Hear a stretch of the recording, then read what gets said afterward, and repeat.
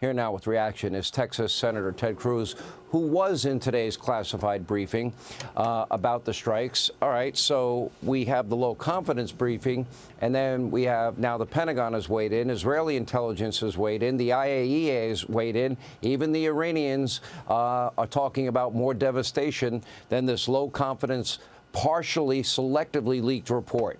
Your reaction? Yeah, listen, Sean, the Democrats who are talking to the press, they're lying, and they're lying deliberately. They know they're lying. I spent an hour and a half this afternoon in a classified briefing with the Secretary of State, the Secretary of Defense, the head of the CIA, and the chairman of the Joint Chiefs of Staff. They walked through the operation that was carried out on Saturday night by President Trump. And I've got to tell you, the operation was a spectacular success. First of all, our servicemen and women, those airmen that carried out the strikes, they flew from Missouri halfway around the world in 7 B-2 stealth bombers. They delivered 14 bunker buster bombs precisely on target. Every bomb hit their target to devastating effect. Every one of those bombs is a 30,000-pound bomb. They are the most lethal bombs we have in our entire arsenal other than nuclear weapons. They hit their target precisely. In addition to that, we had a submarine that fired 30 Tomahawk missiles and pounded. Together, between the bunker busters and the Tomahawk missiles, we hit 3 nuclear weapons sites in Iran, utterly devastated them. And then every one of them came home. There was not a single American casualty. This was an incredible American military operation. I commend the servicemen and women who carried it out, and I commend the commander-in-chief who gave the clear-headed, clear-eyed order, we will defend America. Because understand, the nuclear weapons the Ayatollah was trying to build, his objective was to use those against the United States of America. There's a reason the Ayatollah had an ICBM program. An ICBM, as you know, it stands for Intercontinental Ballistic Missile. You do not need an ICBM for Iran to fire a missile at Israel. They're very close together, and Iran's been sending ordinary ballistic missiles to Israel. The only reason the Ayatollah has been working to develop an ICBM is to deliver a nuclear warhead to an American city, whether New York or Washington, D.C. or Los Angeles.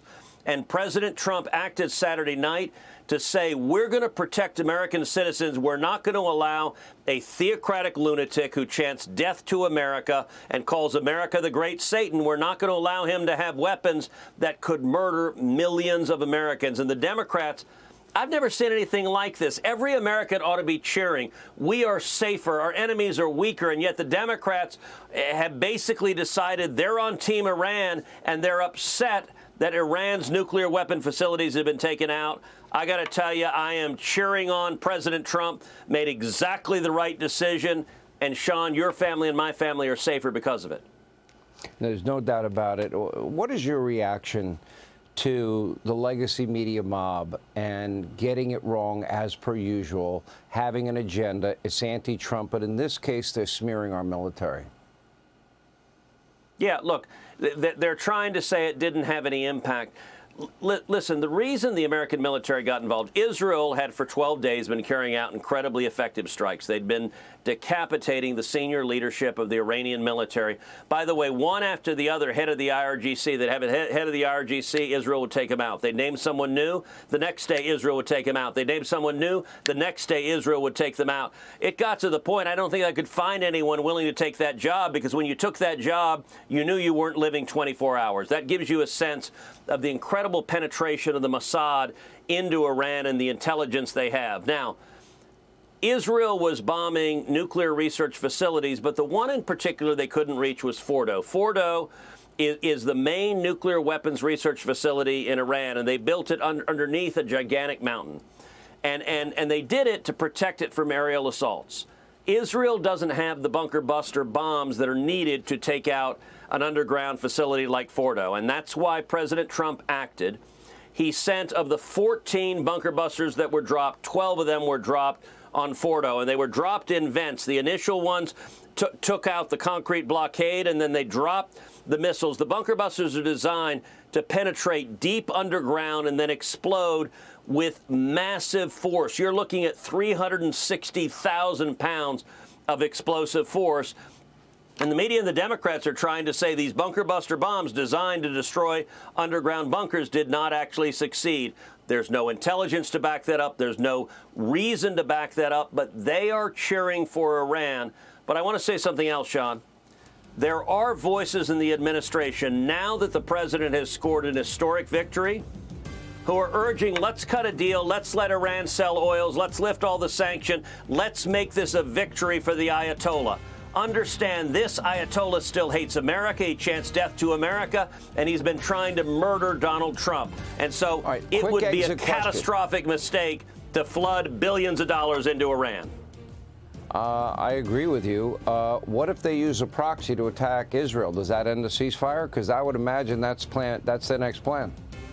Real quick. You know, I will tell you one of the best indications of how successful this attack was.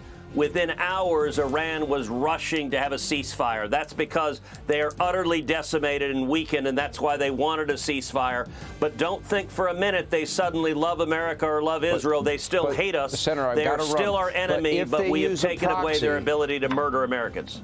If they use a proxy to attack Israel, are they to blame?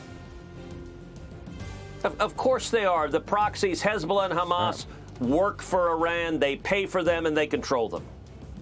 All right, Senator Ted Cruz, we always appreciate your time, Senator. Thank you. Hey, Sean Hannity here. Hey, click here to subscribe to Fox News YouTube page and catch our hottest interviews and most compelling analysis. You will not get it anywhere else.